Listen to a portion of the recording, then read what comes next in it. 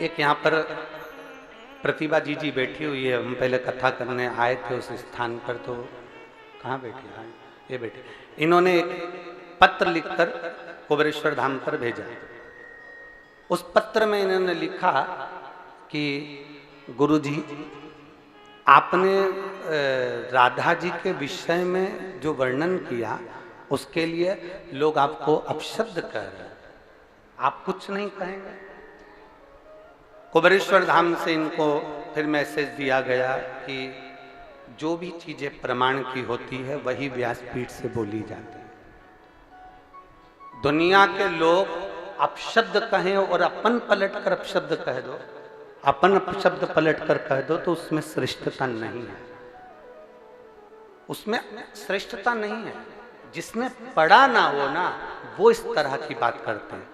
हमारा तो निवेदन है, जो अपशब्द कहने वाले हैं कि आपने राधा जी के लिए कह दिया कि उनका विवाह अरण्य घोष से हुआ, और आपने बोल दिया कि उनकी सास जटिला और कुटिला का चरित्र का वर्णन कर दिया, आपने कहा कि राधा जी का विवाह, आपने पूरी वीडियो सुनी ही नहीं।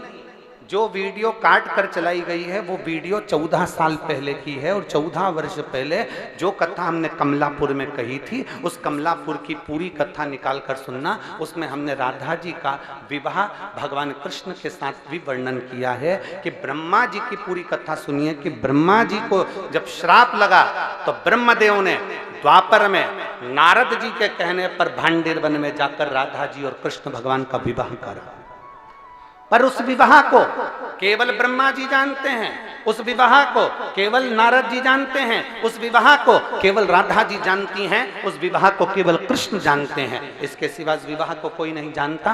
परंतु राधा जी का जब विवाह हुआ तो हमने उसका वर्णन किया कि वो अरण्य घोष के साथ में हुआ। अब लोगों ने कहा आपने कैसे कह दिया? तो हम कहें कभी पढ़िए, और अगर पढ़ नहीं सकते तो ब्रज 84 कोस की यात्रा करने जाइए, और ब्रज 84 कोस की यात्रा करने जाओ तो ब्रज 84 कोस में कोकिला वन में जाइए, और कोकिला वन में कोसी के पास में मथुरा क्षेत्र, कोसी क्षेत्र के मध्य में जावा गांव जाइए, और जाव गांव जाइए। उस जाव गांव में जाकर देखिए, उस गांव में अनय घोष, जटिला, कुटिला, कृष्ण और राधा जी का मंदिर बना हुआ है, जो आज भी ब्रज 84 कोस में विराजमान है, जो आज भी ब्रज 84 कोस में। अब दुनिया के लोग कहे कि आपने कहां से कह दिया ये प्रसंग? तो ब्रह्म वैवर्त पुराण के 271 नंबर पेज पर 49 नंबर के अध्याय में भगवान राधा रानी के विवाह का प्रसंग वर्णित है। और चाहो तो लाओ ब्रह्म वैवर्त पुराण, लाओ ब्रह्म वैवर्त पुराण लेकर। मैं चाहूंगा चैनल वालों से कि आप भी दिखाएं कि ब्रह्म वैवर्त पुराण के अंतर्गत ये राधा जी के विवाह का प्रसंग है क्यों।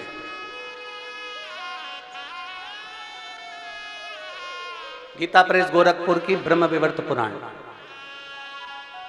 पृष्ठ संख्या 271,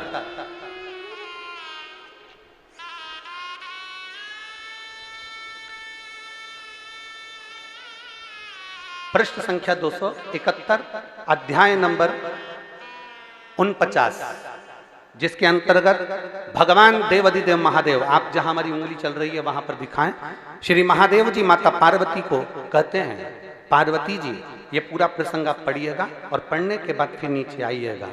12 वर्ष जब राधा जी 12 वर्ष की हो गई, उन्हें नूतन यौवन में प्रवेश करती देखकर माता पिता ने रायण वैश्य के साथ उनका संबंध निश्चित कर दिया। उस समय पर श्री राधा घर में अपनी छाया को स्थापित कर कर चली गई। अब ईमानदारी से कहिएगा, लंका में सीता जी की छाया गई थी तो तुलसीदास जी ने उनको छाया सीता कहा था। क्या कहा था? सीता, जानकी जी। सीता जी को लेकर हरण कर कर रावण गया तो छाया सीता कहकर नहीं लेकर गया, माता जानकी को लेकर गया। तो यहाँ पर भी प्रसंग आता है राधा जी का।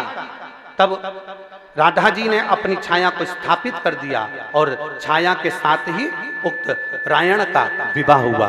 ये प्रसंग हमारे यहाँ ब्रह्म वैवर्त पुराण के अंतर्गत लिखा हुआ है। और अगर किसी को पढ़ना भी ना आए तो हमारा निवेदन है, एक बार ब्रज 84 कोस की यात्रा जरूर करिए। और ब्रज 84 कोस की यात्रा करते समय आप जाव गांव जाइए, कोसी कला के पास में कोकिला वन के अंतर्गत, मथुरा के अंतर्गत जाव गांव में जाओ और वहां अनय घोष का मंदिर बना हुआ है, अयन घोष का मंदिर, जटिला कुटिला का मंदिर बना हुआ है, जहां भगवान कृष्ण और राधा विराजमान। तो दीदी ने कहा कि गुरुजी ये लोग आपको अपशब्द कर रहे हैं। हमने कहा उसका जवाब नहीं दिया जाता, अपशब्द कहने वाले अपशब्द कहते रहेंगे और भगवान शंकर की कथा आगे बढ़ती रहेगी।